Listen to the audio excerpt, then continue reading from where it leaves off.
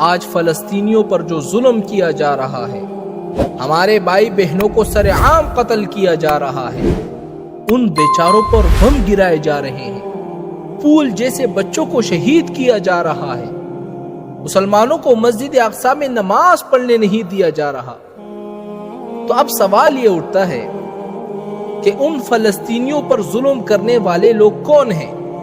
یہ بات تو ہم بخوبی جانتے ہیں کہ ان پر ظلم کرنے والے دو قسم کے لوگ ہیں، سب سے پہلے یہودی، اس کے بعد عیسائی۔ اب یہودیوں اور عیسائیوں کے دو حقائق میں آپ کو بتانا چاہتا ہوں جو بہت سے لوگ نہیں جانتے ہیں۔ ان دو حقیقتوں میں سے پہلی حقیقت تو عام ہے جو ہر مسلمان جانتا ہے، لیکن دوسری حقیقت کے بارے میں ہر کوئی نہیں جانتا۔ 100 میں سے 99% لوگ اس حقیقت سے بے خبر ہیں، اور یہ دونوں وہ حقائق ہے جو میں نے اپنی طرف سے نہیں نکالی، بلکہ یہ دونوں حقائق خود قرآن نے بیان کی ہے۔ اب وہ دو حقائق کون سے ہیں؟ سب سے پہلی حقیقت یہودی اور عیسائیوں کے بارے میں یہ ہے جو خود قرآن نے بیان کی ہے، یا ایھا الذین آمنوا لا تتخذوا اليہود والنصار، کہ اے ایمان والو، یہودی اور عیسائیوں کو اپنا دوست کبھی بھی نہ بناؤ۔ کیوں؟ اس لیے کہ یہودی اور عیسائی کبھی بھی مسلمانوں کے دوست نہیں بن سکتے۔ یہ بات تو ہر مسلمان نے سنی ہوگی، لیکن اس جملے پر آپ نے کبھی غور نہیں کیا ہوگا۔ میں آپ کو ایک چھوٹی مثال کے ذریعے اس جملے کو سمجھاتا ہوں کہ یہودی اور عیسائی کبھی بھی مسلمان کے دوست نہیں بن سکتے۔ اگر خدا نخواستہ وہ کسی مسلمان سے دوستی بھی کر لیتے ہیں تو وہ اپنا فائدہ اور مقصد پورا کرنے کے لیے دوستی کریں گے، اور جب ان کا مقصد پورا ہو جائے گا تو پھر اسی مسلمان کو یہ تباہ کر دیں گے جب بھی ان کو موقع مل جائے۔ اس بات کو ایک چھوٹی مثال سے سمجھو۔ جب پوری دنیا یہودیوں پر ظلم کر رہی تھی اور یہودی در بدر گھوم رہے تھے، کوئی ملک ان کو جگہ دینے کے لیے تیار نہیں تھا، یہاں تک کہ عیسائیوں نے بھی یہودیوں کو اپنے ملک میں جگہ نہیں دی، تو یہ لوگ مسلمانوں کے پاس فلسطین میں آئے، تو مسلمانوں نے ان کے ساتھ ہمدردی کی، ان کو اپنے ملک میں جگہ دیا، یہاں تک کہ تو کچھ مسلمانوں نے اپنے گھروں میں جگہ دے دیا۔ تو کچھ عرصہ گزرا، یہاں یہودی آباد ہونا شروع ہو گئے۔ اب یہودیوں نے ایک ایسی چال چلی کہ مسلمان آج تک پچھتا رہے ہیں۔ انہوں نے کیا چال چلی؟ یہودیوں نے مسجد اقصی کے آس پاس جتنے زمینیں تھی ان کو خریدنا شروع کر دیا۔ اب ہمارے ذہنوں میں ایک سوال آئے گا، کیا مسلمانوں کو اس وقت پتہ نہیں تھا کہ یہ مسجد اقصی پر قبضہ کرنا چاہتے ہیں؟ ان مسلمانوں کو پتہ تھا کہ یہ لوگ مسجد اقصی پر قبضہ کرنا چاہتے ہیں، لیکن وہ بات آپ نے سنی ہوگی نا کہ لالچ بری بلا ہے۔ یہودیوں نے کیا کیا کہ اگر ایک زمین 1 لاکھ روپے کی تھی تو یہودیوں نے 2 لاکھ روپے دے کر وہ زمینیں خرید لی۔ اس طرح زمین خریدتے گئے تو اس طرح کے لالچ دے کر یہودیوں نے زمین خریدنا شروع کر دی، اور فلسطینی بیچارے اسی لالچ میں آ کر اپنی زمینوں کو بیچنا شروع کر دیا۔ تو جب یہودیوں کا مقصد پورا ہو گیا، وہ لوگ مضبوط ہو گئے، تو انہوں نے اب مسلمانوں پر ظلم کرنا شروع کر دیا، مسلمانوں کو فلسطین سے نکالنا شروع کر دیا۔ یہ ایک مثال سننے کے بعد آپ کو اس جملے کا مطلب سمجھ میں آ گیا ہوگا کہ یہودی اور عیسائی کبھی بھی مسلمانوں کے دوست نہیں بن سکتے۔ اب عیسائیوں کی مثال لے لیں کہ افغانستان پر حملہ کرنے والے کون تھے؟ کیا ہندو تھے، چینی تھے یا مسلمان تھے؟ نہ، افغانستان پر حملہ کرنے والے یہی عیسائی تھے۔ عیسائیوں سے مراد امریکہ والے تھے۔ عراق کی مثال لے لیں، عراق پر حملہ کرنے والے کون تھے؟ یہی عیسائی تھے، امریکہ۔ اچھا، اس طرح ہندوستان کی تاریخ اٹھا کر دیکھ لیں، جو پاکستان کے ساتھ لگتا ہے ہندوستان، اس کی تاریخ اٹھا کر دیکھ لیں، ان پر حملہ کرنے والے کون تھے؟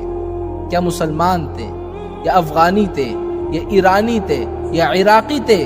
کون تھے ان پر حملہ کرنے والے؟ ان پر حملہ کرنے والے برطانیہ تھے۔ برطانیہ والے کون ہیں؟ عیسائی ہیں۔